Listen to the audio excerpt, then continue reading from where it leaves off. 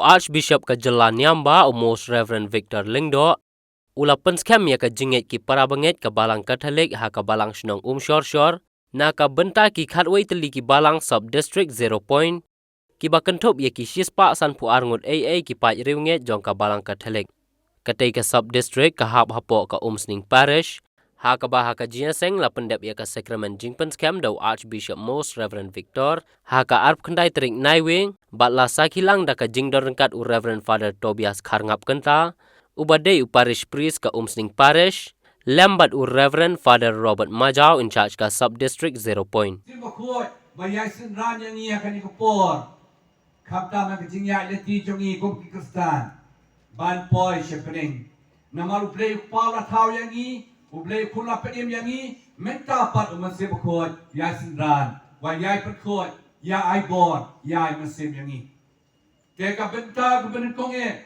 umasib khot warra halo jongi ka jingya teli larangi kelni balingi teli kat ni day umasib khot by boring ya ka jing teli larangi pet ya kitab Genesis no khatway you wait at that habaha kata ka pola gantang ka wi ka judgment real po Babylon kilaya teng ka mot Babel banya rekat ka dapat ublay tang ka wi ka judgment real kilaya teng ka mot Babel kapa ka dang tei nama ka jing sarong joki ublay lawan hiar lapen ya per jimut ya kita ka cukak tin Kim so to shoot.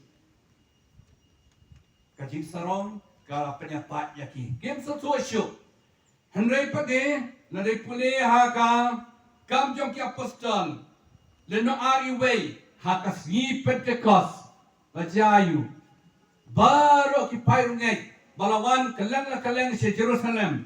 Kiwan Kiwan Partia, Media, Elam, Mesopotamia, Judea, Cappadocia, Pontus, Asia, Phrygia, Pamphylia, Egypt.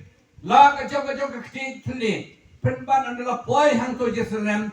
Haka jingkren pedba jok Petrus bara kisau turut. Kumno kala banong nama umensia bakut. Dia nama kata umensia bakut. Uke song lang yang itu kebasnodet. Kibangai how try Jesu. Man ka po bagi kwai kam po cho ka jitali don't come but why how will see bakot. Kakadaw ka parang ka tri jungi naru pa bakot ki bishop ki cardinal ki lingdo ki rumiam ki pat ba baro iya long ka way da ka bor o man see bakot.